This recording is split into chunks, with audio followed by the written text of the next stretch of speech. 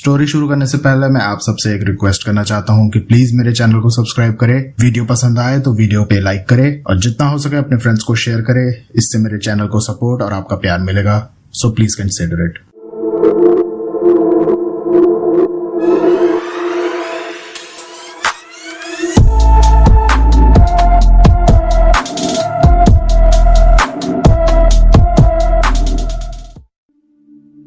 क्या आपको लगता है कि भूत प्रेत और पिशाच जैसी डरावनी साए उन्हें दिखते हैं जिनके गण कमजोर होते हैं? पर सोचिए, अगर ये चीजें उन लोगों के सामने भी आ जाएं जिनके इरादे लोहे जैसे मजबूत होते हैं, क्या डर सिर्फ कमजोरी का नतीजा है या कुछ ऐसे राज भी हैं जो चाहे हम कितना भी मजबूत क्यों ना हो, हमें देखने पर मजबूर कर देते हैं?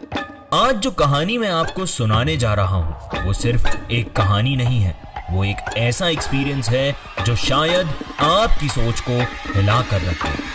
तैयार हो जाइए, क्योंकि अगर आपने इस कहानी में अपने डर का चेहरा पहचान लिया तो शायद आपका पूरा भरोसा हमेशा के लिए बदल जाए। कहानी है गोवा में रहने वाली एक लड़की नीलू की। 32 साल की अनमैरिड नीलू गोवा के एक होटल में काम करती है। कभी नाइट शिफ्ट्स, कभी डे लाइफ से थोड़ा नाराज रहती है, लेकिन जैसे तैसे करके अपना वक्त गुजार रही है। नीलू एक बहुत ही सिंपल शरीफ लड़की थी, ज्यादा बातें नहीं करती थी, अपने काम से काम रखती थी। लेकिन एक बात जो उसने सबसे अलग थी वो ये थी कि नीलू को बहुत जल्दी डर लग जाता था।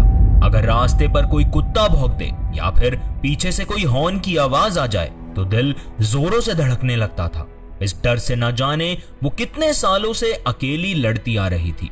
ना तो वो झगड़ती थी ना किसी से लड़ती, बस चुपचाप हर चीज को महसूस करती रहती। एक दिन शाम के वक्त जब नीलू रिसेप्शन पर कुछ फाइल्स अपडेट कर रही थी, होटल के मैनेजर ने उसे आवाज देकर बुलाया। नीलू, जरा इधर आना। मैनेजर का चेहरा यूजुअल दिनों से ज्यादा थोड़ा सीरियस लग रहा था। उसने बताया कि बीच के उस पार एक लाइट हाउस है, सुना तो होगा ही तुमने, वही पुराना जो सालों से बंद पड़ा है। आज कुछ फोटोग्राफर्स आए हैं, एक पुराना थोड़ा रस्टिक बैकड्रॉप चाहिए उन्हें, तो क्या तुम उन्हें अपने साथ शूट के लिए ले जाओगी? नीलू ने एक पल के लिए सोचा। उस लाइट हाउस के बारे में बचपन से कई कहानियां सुन रखी थी। लोग कहते थे कि वो जगह अब श्रापित है, पर फिर सोचा कि अरे कहानियां तो कहानियां होती हैं, हर पुरानी जगह के साथ कुछ ना कुछ कहानी तो बन ही जाती है, क्या बड़ी बात है, बस कुछ फोटोग्राफर्स के साथ जाना है, कुछ फोटोज क्लिक करवानी है, और क्या। उसने एक हल्की सी स्माइल के साथ हाँ कर दिया। तब उसने सोचा भी नहीं था कि कभी कभी कुछ सफर इतने आम दिखते हैं कि हम उसमें छुपी हुई खामोशी को महसूस ही नहीं कर पाते। लेकिन कुछ रास्ते सिर्फ एक मंजिल तक नहीं ले जाते, कुछ रास्ते आपको खुद अपने अंदर समेट लेते हैं, और जो जगह आप देखने जाते हैं वो आपके अंदर अपना एक हिस्सा छोड़ जाती है। नीलू ने सोचा था कि वो एक बंद लाइट हाउस देखने जा रही है, एक वीरान सुनसान इमारत जहां सिर्फ अंधेरा और मकड़ियों के जाले होंगे। लेकिन उसने अंदाजा नहीं लगाया था कि उस अंधेरे के बीच कोई और भी है वहां, जो न जाने कब से किसी का इंतजार कर रहा था। उस एक हाँ के साथ उसने अनजाने में अपने लिए एक बहुत बड़ी आफत मोल ले ली थी। वो लाइट हाउस जहां जाना तो बहुत आसान था, लेकिन वापस लौटना शायद नामुमकिन था। रात के करीब 7 बजे का वक्त था। बीच पर दिन भर की भीड़ अब खत्म होने लगी थी। दूर कहीं समुद्र की लहरें शांत होकर सिर्फ हल्की सी गुनगुनाहट कर रही थी। आसमान पर काले बादल मंडरा रहे थे और हवा में एक अजीब सी नमी घुल गई थी। वो नमी जो सिर्फ तब महसूस होती है जब हवा में कुछ कहने को हो, पर शब्दों में बयां ना किया जा सके। नीलू फोटोग्राफर्स के छोटे से ग्रुप के साथ लाइट हाउस की तरफ बढ़ रही थी। लाइट हाउस तक जाने का रास्ता एक पतला सा पाथ था, दोनों तरफ बड़े बड़े पत्थरों के ढेर जिन पर समुद्र की नमी के साथ काई जम गई थी। हर कदम पर लगता था जैसे पत्थर के बीच से कोई छुपा हुआ आपको देख रहा हो। एक अजीब सी खामोशी, एक भारी सा सन्नाटा था जो बीच के ओपन एटमॉस्फेयर के बावजूद छिप नहीं रहा था। जैसे ही नीलू उस पुराने लाइट हाउस के दरवाजे के पास पहुंची, उसकी नजर पुरानी जंग लगी आयरन ग्रिल पर पड़ी। ग्रिल के कोने में कुछ कबूतर बसेरा बनाए बैठे थे। उनकी आंखें चमक रही थी, जैसे अंधेरे में भी सब कुछ देख पा रहे हो। सब कुछ दिखने में नॉर्मल लग रहा था, या शायद सिर्फ नॉर्मल दिख रहा था। नीलू ने दरवाजे की पुरानी चाबी घुमाई। एक तेज कर्कश की आवाज हुई, जैसे दरवाजा कभी खुला ही ना हो इतने सालों में। दरवाजा खुला और एक ठंडी सीली सी हवा का झोंका उसके चेहरे से टकरा गया। पर हवा के साथ साथ एक और एहसास भी था। उसे लगा जैसे कोई बस वहीं खड़ा हो और एक हल्की सी ना दिखने वाली मुस्कान के साथ उसका स्वागत कर रहा हो। कानों के कोनों में कुछ फुसफुसाहट की महसूस हुई, पर जब नीलू ने पीछे देखा तो सिर्फ खाली अंधेरा था। अंदर सब कुछ पुराना, खोखला और अजीब था। दीवारों का पेंट उड़ चुका था, कहीं ना कहीं से प्लास्टर निकल रहा था। सन्नाटा इतना घना था कि अपनी सांस भी किसी अनजाने खौफ का हिस्सा लगने लगी थी। नीलू ने मन ही मन में अपने डर को दबा रखा था और वो बार बार खुद से बोल रही थी कि बस एक पुरानी बिल्डिंग है, कुछ नहीं है यहाँ। उसने खुद को समझाया और फोटोग्राफर्स के साथ अंदर चली गई। फोटोग्राफर्स अपने इक्विपमेंट्स के साथ मस्त थे। ट्राइपॉड सेट करना, लाइट्स एडजस्ट करना, परफेक्ट एंगल ढूंढना, उनके लिए वो सिर्फ एक शूट लोकेशन थी। पर नीलू के लिए वो जगह कुछ और कह रही थी। सीढ़ियों से ऊपर चढ़ते वक्त हर कदम के साथ उसे लगने लगा जैसे कोई और भी साथ साथ चल रहा है। एक ठंडी सी हवा उसकी गर्दन के आसपास मंडरा रही थी। कई बार पीछे मुड़कर देखा, पर हमेशा वही खाली अंधेरा और उसे सीढ़ियां नजर आती।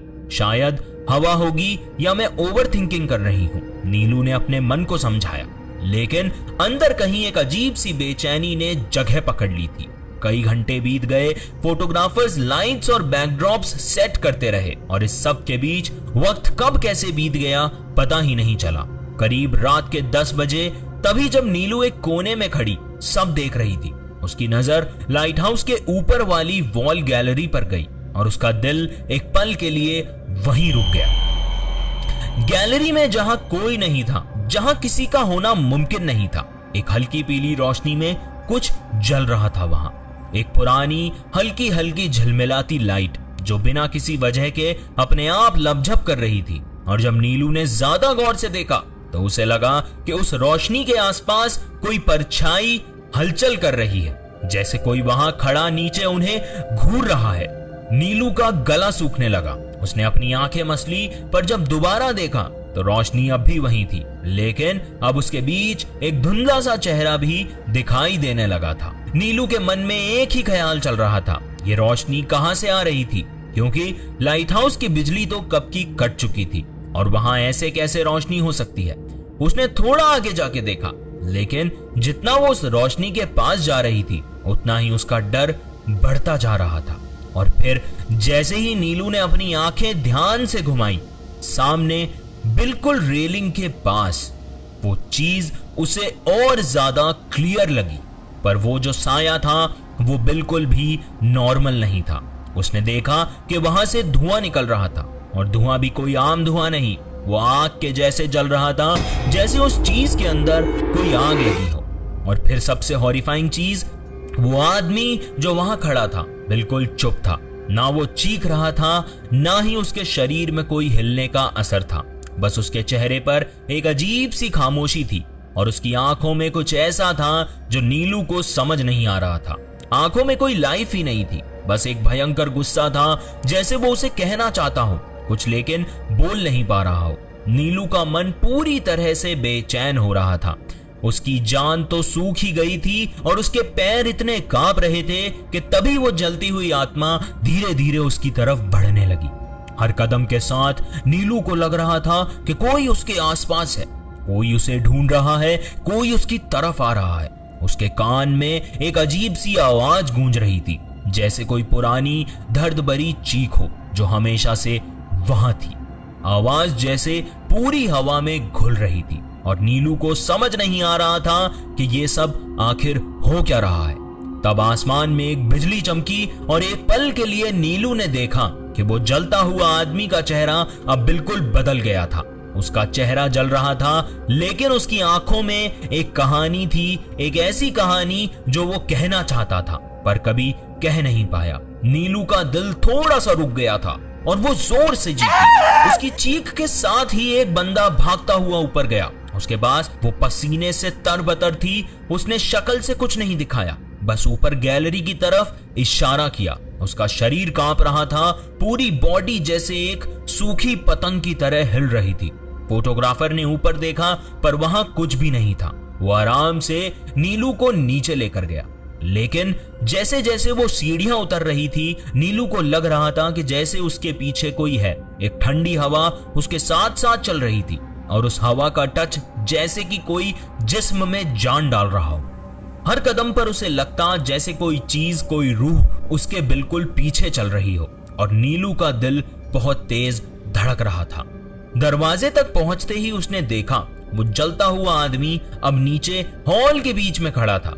आग की लहरों के बीच लथपथ था और वो धीरे धीरे नीलू के सामने हाथ बढ़ा रहा था। उस हाथ की मूवमेंट में कुछ इतना घना था, कुछ इतना भारी था कि नीलू को लग रहा था कि उसका दिल अब फट जाएगा। वो हाथ उसके पास आने के लिए तैयार था, जैसे वो उसे कुछ जरूरी चीज पूछना चाहता था या फिर एक लास्ट स्टेप लेने की तैयारी कर रहा था।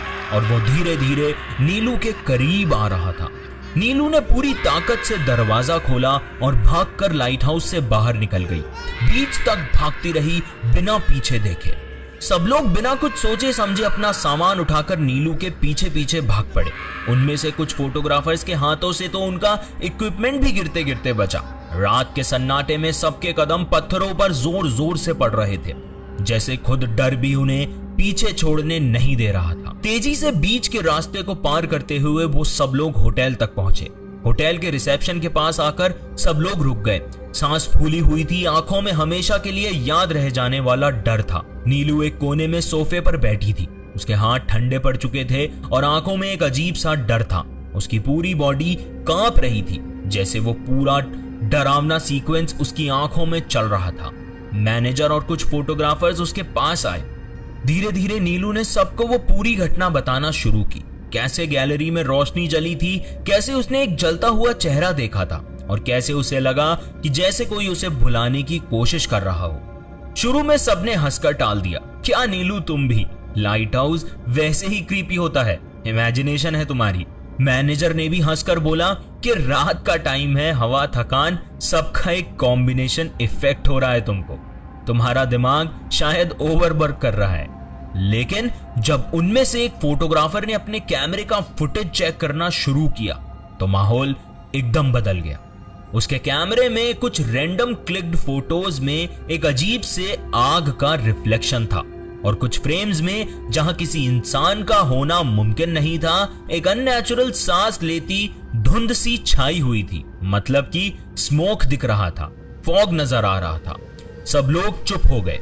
हवा में एक अजीब सी ठंडक और सन्नाटा फैल गया। तभी वहां रिसेप्शन के एक कोने में खड़ा एक बेल बॉय आगे आया। वो कुछ देर तक चुप रहा, फिर धीरे से बोला कि आप लोग इस बात का मजाक मत उड़ाओ। सबने उसकी तरफ मुड़ के देखा। बेल बॉय ने नीचे देखते हुए कहा कि लाइट हाउस के पास पहले भी कई लोगों ने उस जलते हुए चेहरे को देखा है जो आज नीलू ने देखा। वो सच बोल रही है। उसके शब्दों में एक ठोस यकीन था, जैसे वो खुद कुछ देख चुका हो। कुछ देर बाद सब लोग अपने अपने रूम्स में चले गए।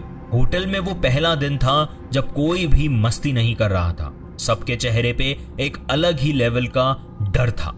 नीलू बैग पैक करके सीधे अपने घर चली गई और अगले 3 दिन तक उसका कोई पता नहीं था। ना कॉल उठाया, ना मैसेज का रिप्लाई। सबको डर था कि कहीं वो किसी बड़े शौक में तो नहीं चली गई। चौथे दिन जब नीलू वापस होटल आई तो वो पहले जैसी नहीं थी। थोड़ी कमजोर, थोड़ी चुप, जैसे अपनी सोच में ही खोई हो। रिसेप्शन डेस्क पे वही बेल बॉय खड़ा था जिसने पहले उसकी कहानी पर यकीन दिखाया था। उसने नीलू को देखकर बुलाया। उसकी आंखों में गहरी चिंता थी। धीरे से उसने कहा, नीलू, अगर आपने वो चेहरा देखा है तो इसका मतलब आपके प्रेतगण आप पर हावी हो। नीलू थोड़ा हिचकिचाई, वही चेयर पर बैठ गई। बेल बॉय ने उसे एक कहानी सुनाई। वो बोला कि जब यह लाइट हाउस बन रहा था कई साल पहले, तब एक मजदूर जो वायरिंग का काम कर रहा था एक बड़े एक्सीडेंट में फंस गया था। पूरी लाइट हाउस की वायरिंग में शॉर्ट सर्किट हुआ और वो मजदूर वहीं जिंदा जल गया। लोग कहते हैं कि उसने बहुत मदद के लिए चीखा, लेकिन कोई उस तक पहुंच नहीं पाया। जब तक लोगों ने उसे देखा, वो एक धुआं और आग का गोला बन चुका था। तब से उसकी आत्मा वहीं भटक रही है, शायद अब भी किसी से मदद की उम्मीद लगाए हुए। नीलू चुपचाप सुनती रही। उसके मन में एक अजीब सा संकोच और दुख भर गया था। क्या वो आत्मा सच में सिर्फ मदद चाहती थी या कुछ और? ऐसे कई सारे सवाल उसके मन में चलने लग गए थे। और जो सबसे बड़ा सवाल था, तो क्या सच में नीलू के गण कमजोर हैं? इसी वजह से उसने वो सब देखा। क्या उसकी आंखों में वो भटकती आत्मा की तस्वीर सिर्फ उसके मन की कल्पना थी, या उसने वाकई में किसी भूतिया चेहरे का सामना किया? ये सवाल अब तक नीलू के दिमाग में घूम रहा है। अगर उसका दिल इतना डर से भरा ना होता तो क्या वो सब कुछ देख पाती? और एक और सवाल, उस फोटोग्राफर का क्या हुआ जिसने कैमरे में वो रिफ्लेक्शंस देखे थे? जब उसने अपनी कैमरे की तस्वीरें देखी थी, उसने कुछ अजीब चीजें देखी। क्या उसके भी गण कमजोर थे? क्या वो भी कुछ और देख पाया था, या फिर उसने जो देखा वो बस एक इल्यूजन का इफेक्ट था? आप सोच रहे होंगे उन तस्वीरों का क्या राज था? क्या उन सब फोटोज में वो रिफ्लेक्शन, वो जलता हुआ चेहरा कुछ और बता रहा था जो सबके लिए समझना मुश्किल था?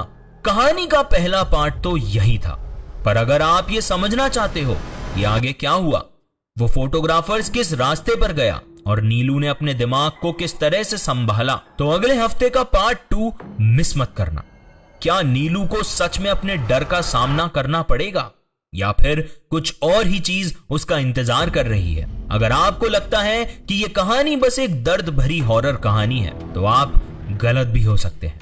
इस कहानी के अंदर कुछ और भी गहरा है जो आपका इंतजार कर रहा है, कुछ जो शायद कभी आपके सामने नहीं आया। और जब आप इसको समझने की कोशिश करेंगे तो क्या आप भी वो सब देख पाएंगे जो नीलू ने देखा? आपको क्या लगता है, क्या ये सब एक भ्रम था, या सच में कुछ ऐसी चीजें होती हैं जो हमें तब दिखाई देती हैं जब हम सबसे ज्यादा कमजोर होते हैं? मुझे कमेंट्स में जरूर बताएं। आज की कहानी में बस इतना ही। अगर आपको यह कहानी पसंद आई है तो वीडियो को लाइक करें, शो को रेट करें, और अगला पार्ट कहीं मिस ना हो जाए इसलिए चैनल को सब्सक्राइब जरूर करें। तब तक आप हमारे स्पॉटिफाई एंड यूट्यूब चैनल पर ऐसी ढेर सारी कहानियां सुन सकते हैं। सो अगले हफ्ते पार्ट 2 मिस मत करना। धन्यवाद। आप सुन रहे थे the horror show by Kernig.